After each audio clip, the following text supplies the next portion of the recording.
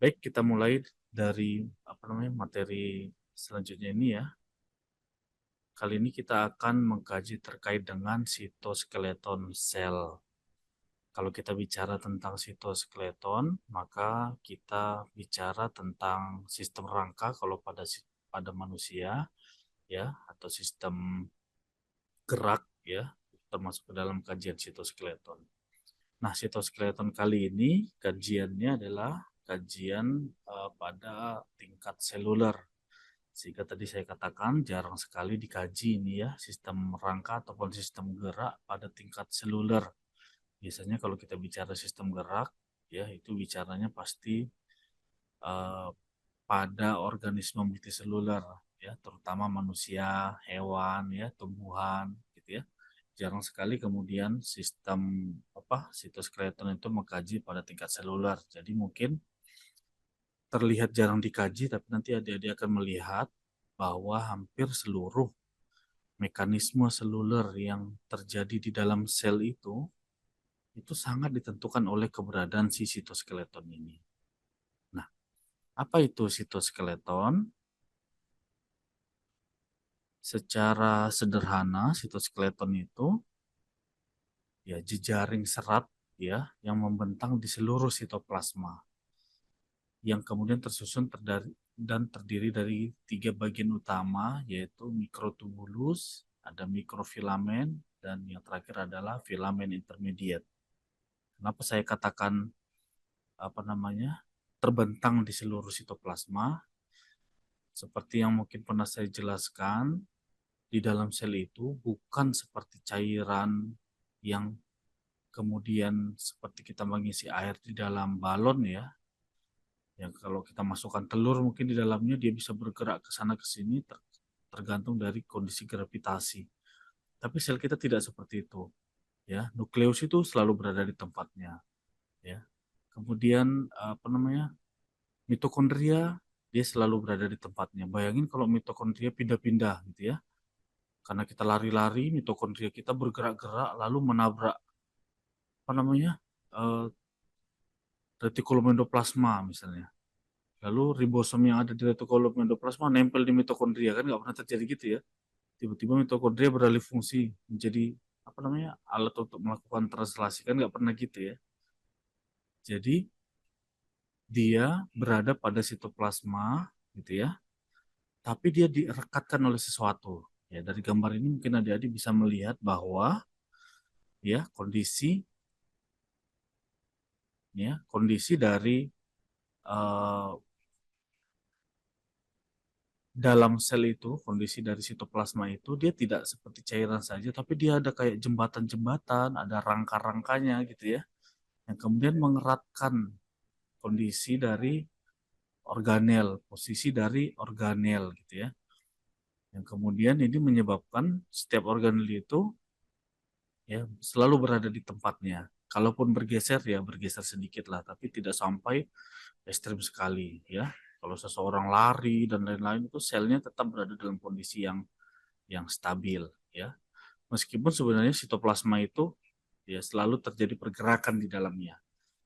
Tapi yang menentukan pergerakan itu tetap si sitoskeletonnya atau dalam hal ini bisa disebut dengan sitosekletnya yang kemudian menentukan arah pergerakan intraselnya. Artinya setiap apapun yang berada di dalam sel itu dia akan pergerakannya diatur oleh si sitoplasma, diatur oleh si sitoskeleton ya. Nah, misalnya perpindahan organel dari satu tempat ke tempat lain, bisa nggak organel pindah? Bisa jika dibutuhkan oleh sel, maka dia akan berpindah, tapi diatur oleh si sitoskeleton, ya, atau sitoskeleton. Sitoskeleton tadi terdiri dari tiga anyaman utama, ya, ada mikrofilamen, mikrotubulus, dan filamen intermediate. Ada tiga, nanti kita akan kaji tiga itu apa saja. Nah, setiap tipe filamen tadi, ya, filamen itu maksudnya ya lembaran-lembaran seperti otot tadi ya, yang terdiri dari tiga jenis tadi, itu terdiri dari subunit yang berbeda-beda. Jadi ini sebenarnya bentuk besarnya ya, kalau di gambar yang berwarna hijau ini, adik-adik bisa melihat bahwa ini seperti apa ya, kacang hijau gitu tersusun ya. Nah, sebenarnya Kalau dia tersusun seperti ini dia disebut mikrotubula. Tapi kalau dipisah-pisahkan, kacang hijaunya ini dilepas satu-satu kira-kira gitu ya, itulah disebut dengan subunitnya tadi. Jadi dia ada subunitnya, subunit si apa namanya si proteinnya. Jadi ada yang berupa aktin, ada yang miosin, mungkin ada jadi tidak asing dengan istilah itu ketika belajar tentang otot misalnya ya. Nah, nanti masing-masing ya filamen ini berbeda subunitnya sehingga nanti fungsinya juga berbeda-beda ya. Nanti ada mikrotubulus misalnya subunitnya berupa tubulin ya, berupa aktin, lalu kemudian filamen intermediate dia berupa protein fibrosa dan lain-lain ya. Nah, sebenarnya apa fungsi utama sitoskeleton? Yang pertama dia digunakan sebagai perancah dan memberikan dukungan struktural. Jadi si sel itu akan selalu berbentuk seperti mana mestinya sesuai dengan kebutuhan si sel itu, ya, distabilkan oleh adanya ya perancah tadi. Ini seperti bangunan, inilah kira-kira rangkanya, rangka bangunannya. Jadi bangunan itu tidak akan apa namanya bergeser, ya, bentuknya itu akan selalu stabil. Meskipun ada modifikasi, tapi bentuk dasarnya itu tetap, gitu ya. Yang kedua, ya mengarahkan pergerakan selular. Nanti kita lihat bahwa sebenarnya komponen-komponen di dalam sel itu jika ingin bergerak, ya misalnya dari retikulum endoplasma ingin mengirimkan sesuatu ke mitokondria, maka nanti akan ada jalur yang terbentuk, ya akan ada jalur yang terbentuk yang kemudian jalur itu dibentuk oleh si sitoskeleton sel. Lalu kemudian sebagai kerangka kerja internal yang mengatur organel di dalam sel. Jadi posisi selnya, letak sel, posisi organelnya, letak organelnya, ya, retikulum endoplasma harus dekat dengan nukleus, di luarnya harus dekat dengan kompleks Golgi. Posisi-posisi itu ditentukan oleh keberadaan sitoskeleton di dalam sel ya. Ibarat seperti ini ya, kalau kemudian sel itu tadi dikatakan sebagai perancah, maka seperti bangunan ini dia adalah kerangkanya. Lalu kemudian kalau dia dikatakan sebagai pengatur transport internal, maka di dalamnya ini terlihat seperti ini ya, di nukleus itu di dalamnya itu seperti ada lintasan. Jadi setiap organel itu seperti stasiun, lalu kemudian ada lintasan rel kereta api ya dari satu stasiun ke stasiun lain yang dibentuk oleh si sitoskeleton, ya. Nah, lalu apa efeknya keberadaan sitoskeleton sebagai sel? Kalau fungsinya sudah jelas, tapi kita lihat di sini berbagai jenis apa namanya kegiatan sel atau aktivitas sel itu sangat dipengaruhi oleh keberadaan sitoskeleton. Misalnya fili ya, mikrofili pada sel usus misalnya ya, keberadaan mikrofili ini ya kenapa dia bisa menjulur? Karena memang di ujung-ujungnya ini ada sitoskeleton yang berupa apa namanya, filamen aktin ya. Aktin tadi termasuk dalam mikrotubula yang kemudian memanjang ke atas sehingga bentuknya itu membentuk juluran-juluran seperti ini ya. Bahkan sel saraf ya yang kemudian kita tahu nanti akan ada dendrit akson yang kemudian apa namanya seperti juluran-juluran yang keluar dari dalam sel, maka itu bagian dari sitoskeleton ya berupa filamen aktin. Nah, kemudian kalau dalam proses pembelahan sel misalnya, kalau adik-adik kenal dengan istilah benang-benang spindle, ya, benang-benang spindle itu adalah mikrotubula, ya, mikrotubula yang apa namanya terbentuk ketika apa namanya sel itu ingin melakukan pembelahan. Lalu kemudian mikrotubula itu nanti nempel di kromosom dan menariknya ke kedua kutub yang berlawanan. Maka ini menjadi apa ya? Jadi esensial, menjadi penting keberadaan si mikrotubula. Bahkan di tahap akhir misalnya sitokinesis ya. Setelah apa namanya? Tahapan akhir dari proses mitosis kan sel itu harus dibelah ya, dipisahkan ke dalam apa dua sel yang berbeda dengan kondisi sitoplasma yang sama ya. Kalau dalam gambar ini ada kiri dan kanan ini ya. Tengahnya ini ya, ini kan harus direkatkan ya. Berarti makin lama ini makin kecil ya, ibarat balon yang kemudian mau dibagi menjadi dua, tengahnya ini harus erat. Kalau nggak erat, selnya bisa meledak nanti. Nah, ini pun sebenarnya ada filamen aktin di sini yang kemudian mempertahankan struktur membran selnya agar tidak pecah.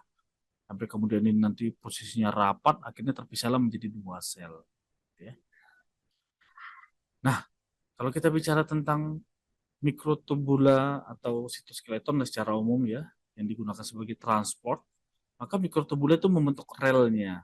Dan fisikal itu nanti yang mungkin membawa molekul-molekul yang ingin ditransport dari satu organel ke organel lain, atau dari dalam sel keluar sel misalnya, maka mikrotubula ini memberi peran penting sebagai jalur ya transport dari si vesikel yang membawa molekul tadi. Kita mungkin sudah belajar sebelumnya bahwa di membran itu kan tidak hanya di membran luar sel, tapi organel-organel itu kan bermembran juga, termasuk vesikel. Dia punya membran, dia punya reseptor di situ, ya, dengan bantuan ATP, ya, yang kuning ini adalah sitoskeletonnya berupa mikrotubula yang membentuk jalur. Maka reseptor inilah yang kemudian akan mengarahkan si vesikel ini mau kemana sebenarnya, gitu ya. Kenapa reseptor ini? Karena nanti dia harus ketemu dengan ya organel yang memiliki reseptor yang kemudian mampu melakukan komunikasi kan, seperti yang kita pernah jelaskan. Mungkin di video adik-adik harus tonton ulang kalau belum melihat lebih detail. Jadi dia akan bergerak vesikel ini menuju ke tempat yang seharusnya sesuai dengan reseptornya. Nah, jalurnya itu dibentuk oleh si mikrotubula. Mungkin ini ada gambar, ya, bagian gambar yang menunjukkan adanya mikrotubula ya dalam proses transport vesikel dari satu komponen sel ke komponen sel yang lain. Ini terlihat sederhana di adik, tapi sebenarnya dalam mekanismenya di dalam sel ini merupakan sesuatu yang sangat kompleks. Ini seperti jalur kereta api ya yang berada di tengah pusat kota, yang jalurnya itu sangat banyak ya. Dan kita jarang mengatakan bahwa fisikalnya tabrakan gitu ya. Karena memang sudah diatur sedemikian rupa, sangat-sangat kompleks yang terjadi di dalam sel kita. Jadi ini fungsi dari si sitoskeleton sel.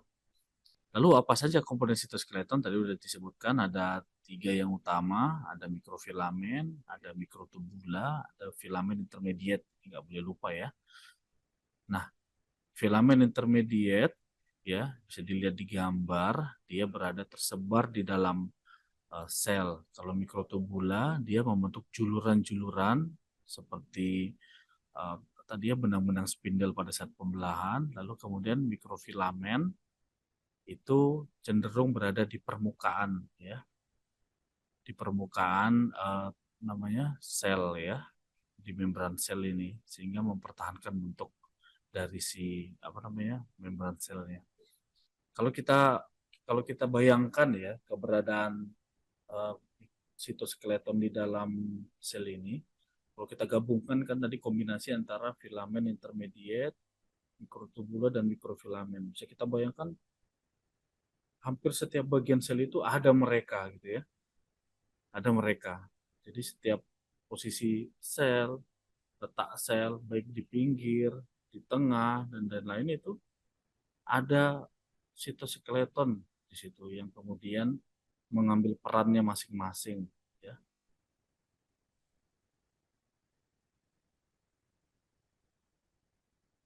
Jadi seperti itu.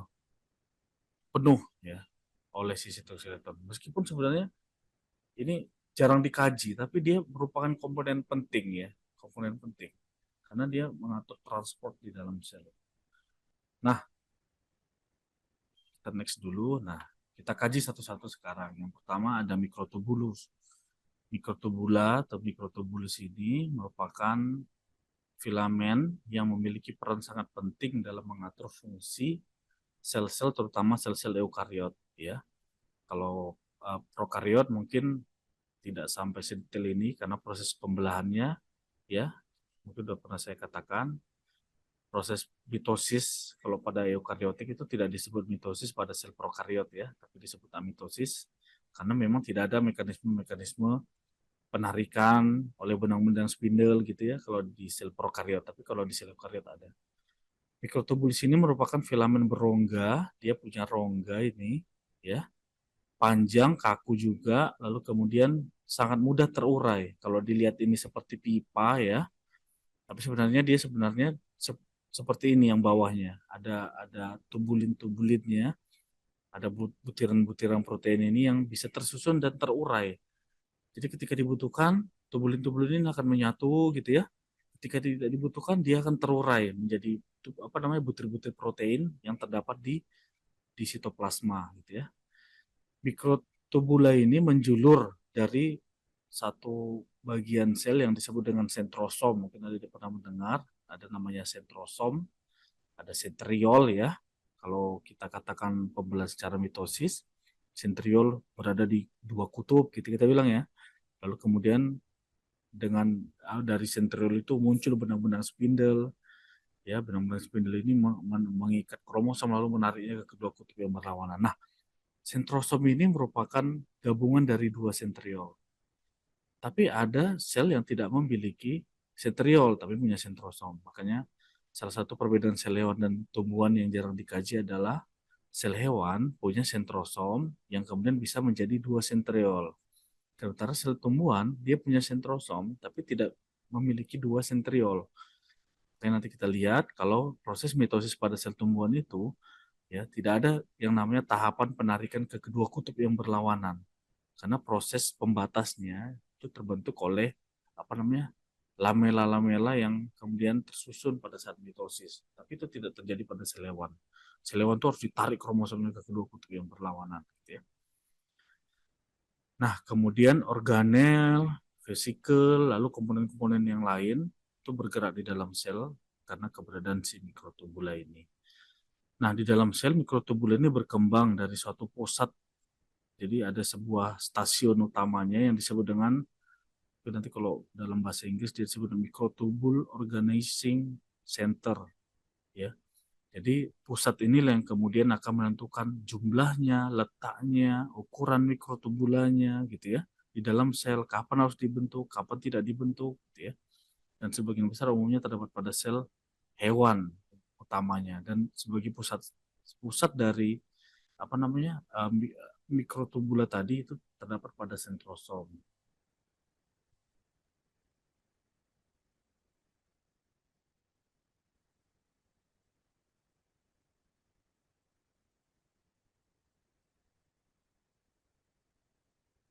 Oke ya. Lalu kita next dulu. Nah, sentrosom ini terletak di salah satu sisi nukleus dan pada posisinya itu artinya tidak tidak berada di dua kutub ya, tapi di salah satunya. Dan pada terdapat sepasang sentriol yang tersusun tegak lurus satu terhadap yang lain. Di dalam sentrosom terdapat beratus-ratus struktur berupa cincin yang terdiri dari tubulin ya. Nah, tubulin ini kemudian menjadi titik awal pertumbuhan mikrotubulus tadi ya. Lalu tubulin-tubulin ini berupa butir-butir protein tadi, yaitu saling berikatan sedemikian rupa sehingga membentuk seperti apa namanya tali ya, atau tadi disebut dengan seperti pipa gitu ya. Yang salah satunya dia berada di dalam terbenam di dalam sentrosom dan satu ujungnya lagi ini mencapai apa namanya menuju target yang apa yang ingin dilakukan oleh si mikrotubula tersebut. Nah, mikrotubula ini ya dibentuk dari molekul-molekul tubulin. Ini tadi ya.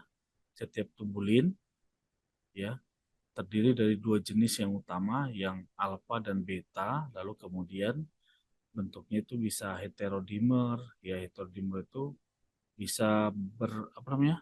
Pipanya itu bisa berikatan lebih dari satu jenis pipa gitu ya. Ini kayak ada tiga pipa dilengketkan gitu kira-kira ya. Ini gambar selanjutnya bisa lebih jelas ini ya. Ada yang single, ada yang double, ada yang triplet gitu ya. Nah, struktur ini di dalam sel ada beratus-ratus struktur ya. Ini tiga ini cuma yang utama aja. Tapi bisa tiga dan dua berikatan, tiga dan satu berikatan, dan lain-lain. Sesuai dengan kebutuhan di dalam selnya.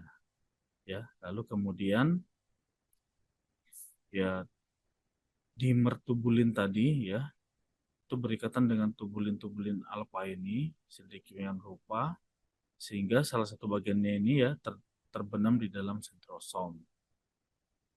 Maka kita harus mengingat bahwa keberadaan ini menjadi sangat penting ya strukturnya, karena memang kondisi di dalam seluler itu sangat bervariasi ya, ukuran organel, kemudian zat yang mau dipindahkan dan lain-lain itu memiliki ukuran yang bervariasi. Lalu di dalam sel banyak mikrotubulus yang dalam keadaan sebenarnya tidak stabil ya. Artinya memang dia tidak stabil itu dia karena posisinya terpisah gitu ya. Tapi ketika dibutuhkan ini ya, seperti di gambar ini, ketika dibutuhkan maka tubulin-tubulin ini akan tersusun ya, tersusun ya dengan bantuan dengan adanya bantuan ATP, dia akan tersusun lalu kemudian menjalankan fungsinya sebagai tubulin ya, sebagai mikrotubula, tergantung untuk apa. Tapi yang mudah kita bayangkan mungkin dalam proses mitosis ya, inilah benang-benang spindle itu. Jadi kalau dibilang kemana benang-benang spindle itu selama sel tidak melakukan mitosis, maka dia jawabannya terbentuk menjadi tubulin-tubulin lagi, menjadi butir-butir protein tadi ya, sampai kemudian nanti akan dibutuhkan kembali, dia akan tersusun kembali ya.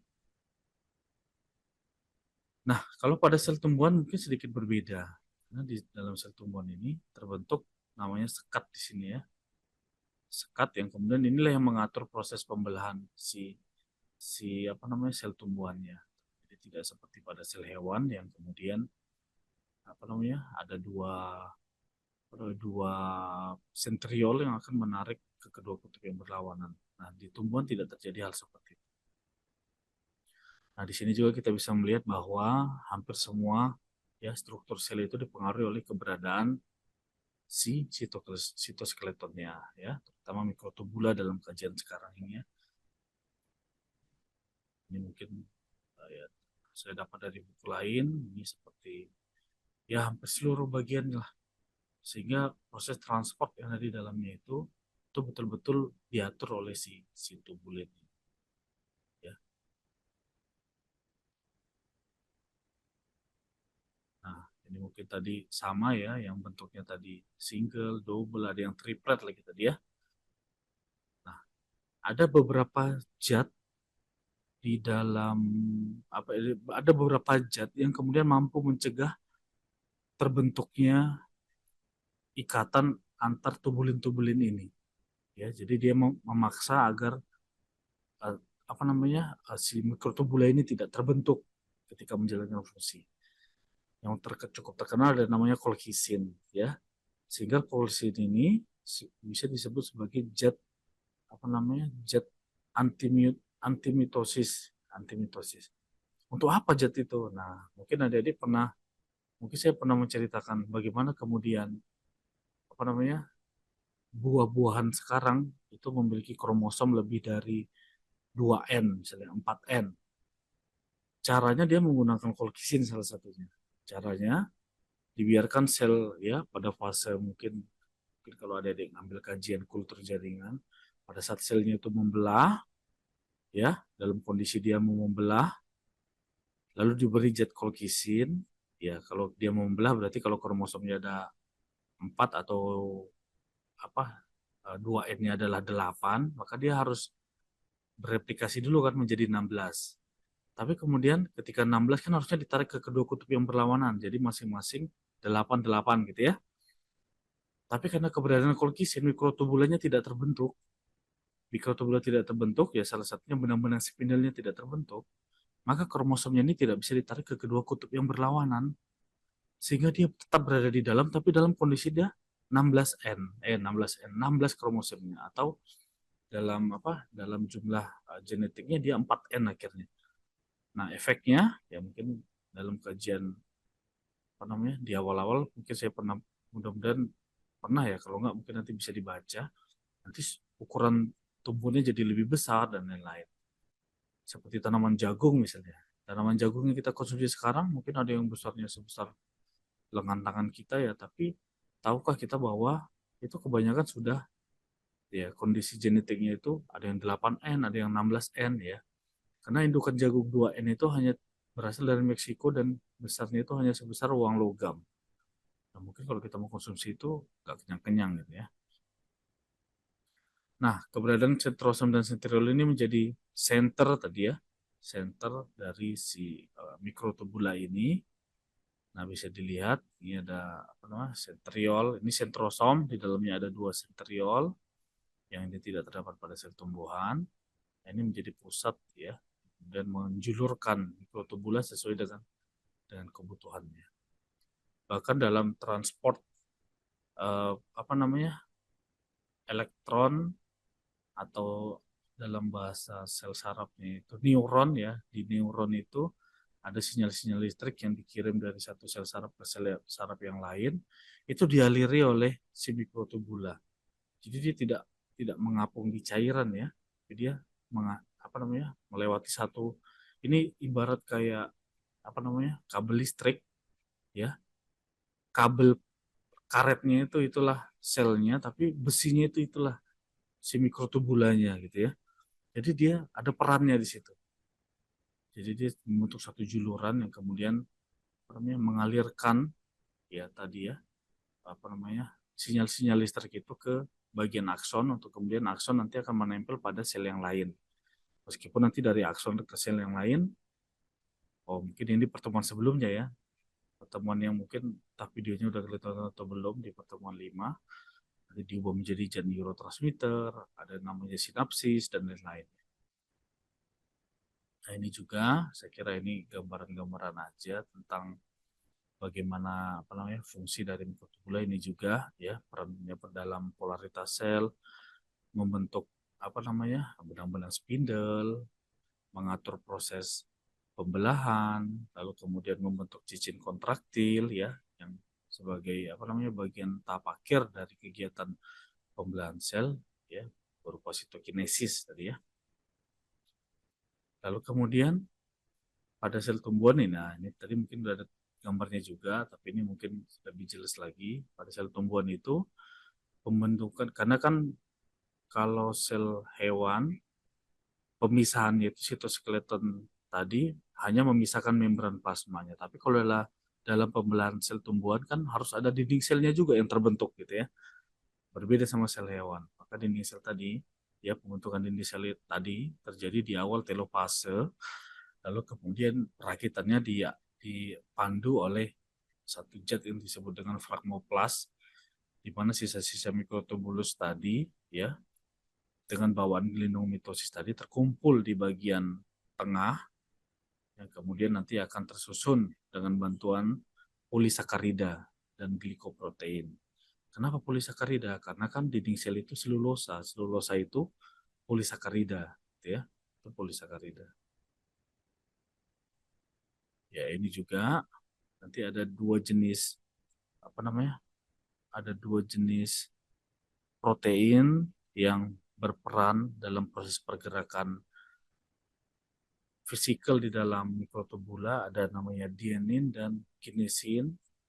Lalu kemudian di dalam sel juga terdapat dua kelompok protein tadi ya, ada dienin dan kinesin, di mana dienin dan kinesin kedua-duanya memiliki kepala pengikat ATP dan dia memiliki ekor, di mana bagian kepalanya ini langsung berhubungan dengan mikrotubulus, ya, lalu kemudian di bagian ekornya dia membawa muatan. Jadi ini yang jelasnya ya.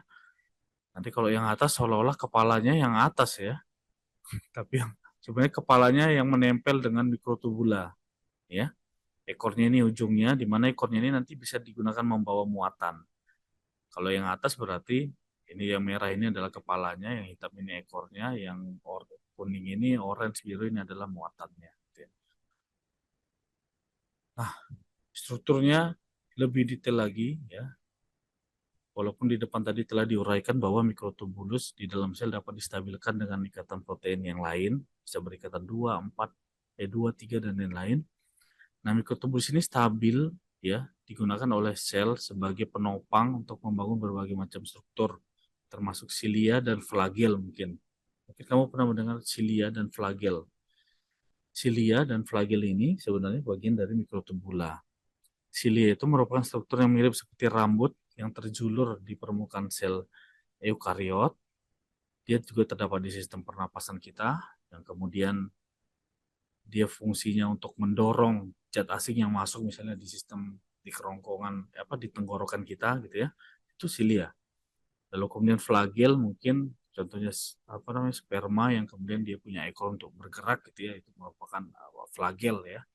Nah, komponen-komponen itu disusun oleh mikrotubula ya, dengan struktur yang lebih rumit lagi. Ini bisa berapa ini? 1, 2, 3, 4, 5, 6, 7, 8.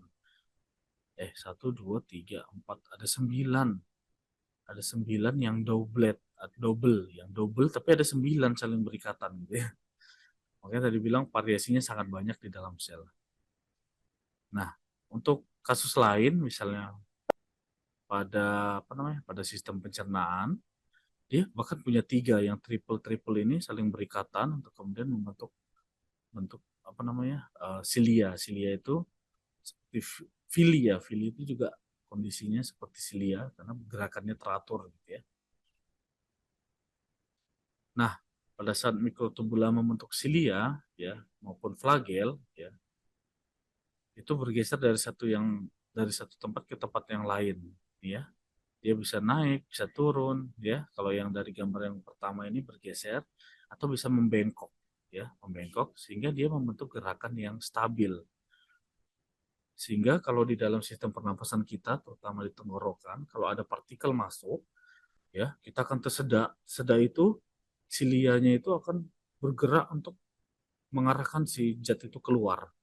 Sebenarnya bukan dia mengarahkan, tapi memang gerakannya itu membawa partikel itu keluar. Ya, memang gerakannya stabil. Bukan kemudian ada kesedak nasinya malah dimasukkan sama silia ke dalam paru-paru, kan nggak pernah ya. Jadi dia betul-betul gerakannya stabil, dia membawa keluar. Jadi dia gerakannya itu seperti seperti cambuk gitu ya. Jadi kencang dan cepat gitu ya. Ini juga contohnya, makanya ada bakteri namanya Ciliata karena dia punya rambut-rambut kayak gini ya. Ada pernah belajar di taksonomi hewan tingkat rendah, nah dia seperti cambuk-cambuk seperti itu. Lalu kemudian, nah ini tadi yang sudah saya jelaskan, saya kira udah jelas ya. Jadi ada silia yang berada di sistem pernapasan kita yang bergerak secara stabil untuk mengeluarkan zat-zat asing yang masuk ke dalam sistem pernapasan. Lalu kemudian ada mikrofilamen tadi ya, ini juga termasuk silia. Kemudian ini pergerakannya mungkin dari buku yang lain, saya ambil beberapa contoh, nanti adik-adik sebagai pembanding aja, biar tidak monoton gambarnya. Ya, gerakannya seperti ombak ya, terorganisasi dengan rapi. Ya. Ini contoh-contoh gerakannya aja, nanti adik-adik boleh baca lagi lebih detail terkait dengan gerakan si sitoskeleton ini. Nah, di sini ya terdapat dalamnya ada protein, yang mana protein-protein inilah yang kemudian membentuk struktur. Oke, sekiranya hanya gambar contoh. Nah, ini tadi ya, sperma yang kemudian memiliki flagel. Jadi struktur flagel ini meskipun mirip silia, tapi dia ukurannya lebih panjang dan gerakannya dia lebih lebih random ya, tergantung tujuan kalau sperma berarti tujuan spermanya kemana. Jadi tidak bergerak seperti ingin mendorong sesuatu, tapi lebih ke ingin menggerakkan sesuatu, gitu ya. Nah, ada juga beberapa tumbuhan yang memiliki flagel, contohnya beberapa jenis eh, apa namanya Pteridophyta gitu ya, atau tumbuhan-tumbuhan paku-pakuan misalnya. Sporanya itu ada yang memiliki flagel, karena memang dilepaskan ke air, ya, lalu kemudian nanti dia akan bergerak menuju ke substrat tertentu. Jadi bukan langsung kemudian spora itu jatuh jadi tumbuhan, enggak. Ini contoh beberapa gerakannya. Nah, beberapa sel cenderung bergerak dengan cara merayap atau apa namanya meniti di suatu permukaan, ya. Tapi kalau pada hewan-hewan bersel satu misalnya, contohnya kayak amoeba, itu menjalar dari sana kemari gitu ya, melalui juluran-juluran yang disebut dengan pseudopodia. Pseudopodia itu artinya kaki semu. Ya kerjanya kayak kaki tapi bukan kaki ya. Ini menjulur, inilah proses pergerakan dari si amobanya. Ya. Nah, dalam gerakan ini terdapat 3 proses. Yang pertama, sel-sel itu menjulurkan sitoplasma pada bagian ujungnya, ya. Lalu kemudian urat sitoplasma ini melekat pada permukaan di ujungnya itu. Lalu kemudian ada proses menarik, ya. Menarik itu maksudnya ditarik, ya. Tertarik akibat adanya kontraksi dari mikrotubula yang ada di dalamnya. Nah, 3 proses di atas tadi itu melibatkan aktin yang berbeda-beda. Langkah pertama tadi ditimbulkan oleh adanya polimerisasi aktin sehingga dia bisa memanjang. Lalu kemudian pada kultur fibroblast misalnya tepi utama sel yang sedang merayap membentuk namanya lamelipodia, ya, di mana ujungnya itu melekat pada satu tempat. Lalu kemudian ada kontraksi, ditarik lagi gitu ya, sehingga dia bisa bergerak. Mudah-mudahan bisa membayangkan ya. Memang sederhana kalau kita melihat amoeba bergerak, tapi sebenarnya mekanisme di dalamnya tidak sesederhana itu. Nah, ini seperti ini contohnya ya, ada pemanjangan, ada pemendekan, dan lain-lain. Oh, ini lebih jelas lagi ya. Ini ya, ada juluran, yang mana di sini ada polimerisasi aktin di dalamnya. Lalu kemudian ini menempel ya, menempel pada satu substrat. Lalu kemudian ada kontraksi di dalamnya sehingga ditarik ini ya, terjadi penarikan. Jadi dia bisa maju dan pergerakannya itu bisa sangat random ya, sangat random. Biasanya kalau organisme bersel satu, pergerakannya sangat ditentukan oleh apa namanya posisi makanannya ada di mana, dia bergerak ke arah sana gitu ya. Nah, semua protein motor ya, motorik ya, atau penggerak yang bekerja sama dengan aktin termasuk kelompok miosin biasanya. Nah, kelompok ini menghidrolisis ATP yang kemudian menyediakan tenaga untuk gerakannya sepanjang filamen aktin dari ujung negatifnya dan sampai ke ujung positif. Jadi ini tidak tergambar ya ujung positif dan negatifnya di sini. Tapi dia ada namanya ATP, berarti ada apa namanya kebutuhan energi di dalamnya untuk kontraksi. Nah, contohnya gerakan pada hewan yang paling banyak dipelajari contohnya adalah gerakan kontraksi otot ya. Mungkin gambar ini bisa apa ya? Mungkin ada di pernah belajar di SMA ya terkait dengan kontraksi otot. Ada zona jet gitu ya. Kemudian gimana apa namanya kondisi ketika dia sedang berkontraksi, kemudian berelaksasi gitu ya. Yang mana kemudian aktin dan miosin ini kan menjadi komponen wajib dari sistem otot misalnya. Kalau ada di pernah belajar di SMA terkait dengan sistem otot, maka itu isinya adalah aktin dan miosin yang terdapat pada selnya. Jadi dalam skala yang lebih besar, pergerakan tubulin-tubulin tadi itu sangat-sangat kompleks itu sebenarnya. Tidak hanya menggerakkan dari sisi dalam selnya aja, tapi untuk organisme multiseluler seperti manusia, itu pergerakan ya yang disebabkan oleh kontraksi ototnya sebagai gerak aktifnya itu diatur oleh keberadaan apa namanya aktin dan miosinnya. Nah, proses kontraksi otot kan disebabkan oleh adanya pemendekan ya dari semua bagian apa namanya ikatan aktin dan miosin ini secara simultan. Pemendekan ini mengakibatkannya pergeseran aktin melewati filamen miosin. Lalu kemudian dalam kondisi relaksasi, si aktin tadi kembali lagi ke tempatnya. Demikian seterusnya. Makanya ketika kita berkontraksi, ya otot-otot kita berkontraksi, memanjang dan lain-lain, ya dia akan kembali ke bentuk semulanya gitu. Bukan berarti kalau telinga kita tarik, lalu nggak kembali lagi gitu ya. Jadi itu seperti itu kira-kira ya. Nah, selama proses kontraksi dan relaksasi ini, ya kepala miosin ya, miosin kan punya kepala, kepalanya ini yang juluran-juluran ini sebenarnya, ya, itu bereaksi dan menghidrolisis molekul ATP. Hal ini kemudian menyebabkan serangkaian perubahan bentuk pada molekul miosin yang kemudian bergerak di sepanjang filamen aktinnya. Ya. Nah, ini contoh gambaran kontraksi otot. Ini tadi kepala miosin, ya, ini filamen aktinnya. Ini dalam skala yang lebih kecil lagi ya. Kalau ini mungkin besar, kita ambil satu yang lebih detail. Ini ya. Jadi proses kontraksi tadi kan dikatakan menggunakan ATP. Nah, tenaga yang timbul pada saat miosin berinteraksi dengan aktin, ini miosin, ini aktin berinteraksi ketemu, gitu ya. Itu hanya apabila otot itu menerima isyarat dari sistem saraf. otot kamu tidak akan bereaksi ketika kamu tidak memerintahkannya bereaksi gitu kira-kira, ya. Walaupun kaki kamu bisa melangkah kemana aja, tapi kalau kamu tidak mengatakan dia untuk melangkah, maka dia tidak akan melangkah kira-kira gitu ya. Tapi ketika ada respon dari otak untuk menginstruksikan otot untuk bergerak, maka kemudian ya retikulum endoplasma di dalam sel-sel ini mengeluarkan ion kalsium ke dalam sitosol, ya kemudian pada sel-sel otot ion kalsium ini akan bereaksi dengan molekul-molekul protein ini yang berhubungan dengan apa namanya filamen, aktin dan miosin ini. Nah, tenaga yang timbul pada saat miosin berinteraksi dengan aktin ini terjadi hanya apabila otot-otot sitoskeleton itu menerima tadi ya sinyal ya, sehingga memicu proses pergerakan di dalamnya. Nah, ini juga ya tadi ya kalsium terpisah lalu kemudian menyebabkan terjadinya apa namanya interaksi antara miosin dan aktin. Ya. Nah, mikrotubulus sedikit bukan sedikit ya, banyak sekali kajian yang mungkin kalian perlu membaca lebih detail terkait dengan kajian mikrotubula karena memang hampir ya sebagian besar sitoskeleton kita itu ya kerjanya terutama untuk sistem pergerakan internal itu ya mikrotubula. Nah, untuk komponen kedua yaitu mikrofilamen. Mikrofilamen ini mungkin tidak banyak kajiannya.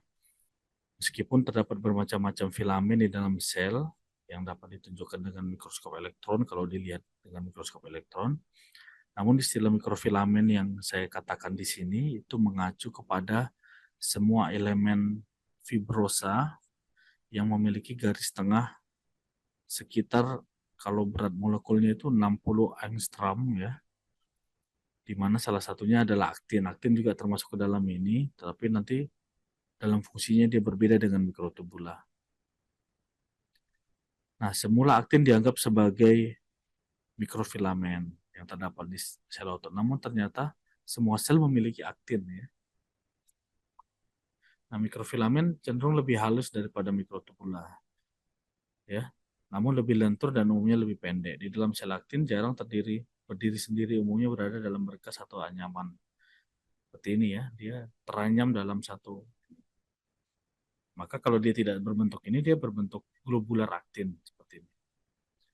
Nah, aktin dijumpai di dalam semua sel eukariot tadi ya. Filamen ini penting untuk pergerakan sel, terutama gerakan yang berhubungan dengan permukaan sel.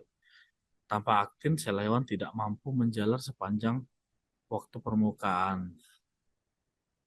Ya, tidak mampu menelan kalau dalam proses fagosit, ya mungkin kalian pernah dengar istilah makrofag. Mungkin bisa melihat di video sebelumnya, di pertemuan kelima ada makrofag. Makrofag itu mampu menelan apa namanya bakteri yang masuk ke dalam sel, maka dia proses fagositnya itu dengan bantuan mikrofilamen ya. Nah, aktin ini juga merupakan protein. Hampir 5% dari keseluruhan protein ini ya, terutama dalam sel hewan itu berupa aktin. Karena otot ya.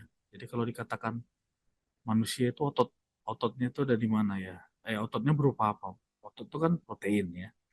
Makanya kalau orang diet itu disuruh makan protein. Karena protein itu otot ya. Nanti akan membentuk otot. Beda dengan makan nasi mungkin yang dalam prosesnya nanti dia bisa diubah menjadi uh, glukos apa namanya glikogen atau jika dia tidak bisa lagi diubah menjadi glikogen diubah menjadi lemak ya. Maka sekitar 50% dari aktin tersebut terakit dalam bentuk filamen aktin. Makanya orang yang kandungan proteinnya tinggi di dalam tubuhnya cenderung lebih berotot ya. Jadi orang yang apa namanya mengalami obesitas misalnya posisinya itu adalah kondisi proteinnya itu sangat sedikit ya. Lebih banyak kandungan yang lain. Nah, berdasarkan hubungan antara aktin tadi dengan berbagai jenis protein, ya aktin mampu membentuk struktur yang permanen dan lebih kaku, misalnya mikrofili, protein kontraktil, dan lain-lain, serta membantu dalam proses sitokinesis. Jadi sitokinesis ini tidak hanya mikrotubula, ternyata ada mikrofilamen juga di dalamnya. Nah, filamen aktin dia lebih halus tadi ya, lebih luntur dan umumnya lebih pendek. Nah, dia punya kemampuan juga terurai, lalu terakit kembali, yang fungsinya sama tadi seperti mikrotubula ya. Jadi dia melaksanakan fungsi-fungsi yang lebih spesifik. Mungkin nanti apa namanya kalian boleh mencari apa perbedaan fungsi dari ketiga jenis filamen ini. Kemudian ini contoh mikrofili ya, yang tonjolan-tonjolannya seperti jari ini yang terdapat di permukaan sel. Ini banyak dijumpai pada sel epitel, terutama pada sel-sel pencernaan ya. Lalu dengan menggunakan pengamatan mikroskop bisa dilihat bahwa di juluran-julurannya ini terdapat ya, mikrofilamen. Lalu yang terakhir adalah filamen intermediate. Filamen intermediate ini merupakan filamen yang lebih lebih apa ya istilahnya? Lebih liat ya, apa ya? Kayak tanah liat gitu ya, lebih alot gitu ya dan lebih stabil. Nah, selain itu filamen intermediate ini terdiri dari molekul-molekul protein fibrosa di mana memiliki daya rentang yang tinggi. Nanti boleh dibaca lagi cirinya. Ini berukuran lebih kecil tapi lebih besar daripada mikrofilamen. Jadi ya dia membantu dalam bentuk lembaran-lembaran seperti ini. Strukturnya lebih kompleks lagi ya. Nah, fungsinya cenderung sebagai apa namanya? Mengisi struktur di dalam sel. Tapi juga tidak tidak apa ya, tidak tidak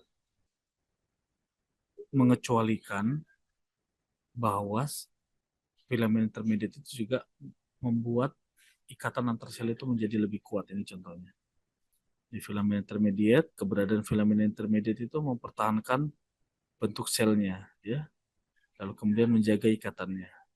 Apabila terjadi tekanan di sini ya, ini kan dia agak tegak tadi ini seperti ditekan dari atas, maka dia menjadi tetap lebih stabil. Dia terkontraksi lalu ketika tekanannya hilang dia akan berelaksasi membentuk apa namanya selnya semula. Beda misalnya apabila tidak terdapat mikrofilamen di dalamnya, maka cenderung selnya itu ketika terjadi tekanan dia akan lebih mudah rusak. Nah, terdapat tiga jenis atau kelompok filamen intermediate ya. Yang pertama ada filamen keratin, yang kedua adalah filamen fimentin, yang ketiga adalah neurofilamen. Ini terdapat pada sel saraf, kalau fimentin ini pada jaringan ikat, keratin ini pada epitel ya. Kelompok ini ya terlihat bervariasi di setiap macam jaringan epitel, terutama yang untuk keratin tadi, itu bentuk dan strukturnya sangat bervariasi. Nah, kemudian apabila filamen intermediate sitosolik tadi ya berupa apa namanya kayak tampah gitu ya. Ini filamen intermediate adalah yang kemudian melapisinya ini ya, terlihat ini. Lalu kemudian ini yang warna biru ya, dia mempertahankan bentuk dari selnya. Nah, ini bisa terurai dan terakit sesuai dengan kebutuhan. Jadi kalau di sini ingin membentuk selubung atau apa namanya poros atau pori ya atau lubang, maka ini proses tertutup dan terbukanya ini bisa diatur oleh si mikrofilamen, filamen intermediate tadi. Jadi ini sangat kompleks tugas dari si apa ini, si uh, sitoskeleton ini. Hampir semua reaksi yang bukan reaksi, hampir semua proses yang terdapat di dalam seluler itu diatur oleh si sitoskeleton itu. Baik dia mikrotubula, mikrofilamen maupun filamen intermediate.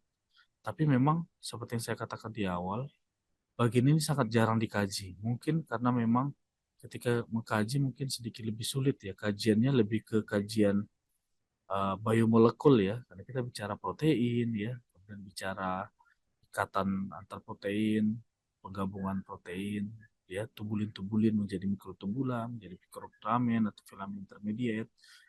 Tapi kemudian kalau kita lihat ya hampir semua proses di dalam seluler itu membutuhkan ini.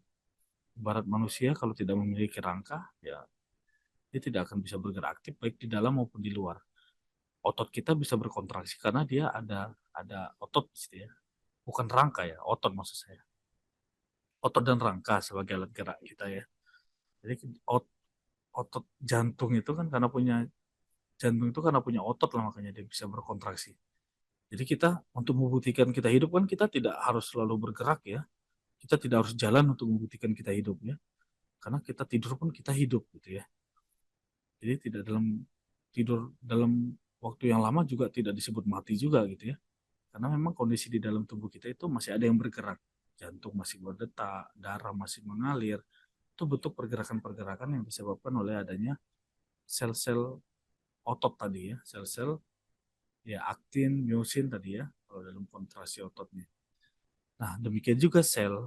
Jika dikatakan sel itu sebagai sel hidup, maka salah satu cirinya kan harus ada pergerakan. Tapi bukan berarti sel itu bergerak-gerak ya. Tumbuhan itu kalau ditaruh dalam rumah kaca nggak gerak-gerak. Karena nggak ada udara misalnya. Ya, jadi saya kira eh, saya kira itulah penjelasan terkait dengan apa namanya sitoskeleton. Mudah-mudahan apa yang apa namanya saya sampaikan bisa diadik terima. Lalu kemudian akan ada kuis nanti yang menyusul. PowerPoint-nya nanti akan saya taruh di apa namanya di Sipda agar bisa diakses jadi untuk dibaca. Nanti saya akan buat semacam forum diskusi untuk adik-adik menjawab pertanyaan-pertanyaan diskusi yang saya taruh. Saya kira itu.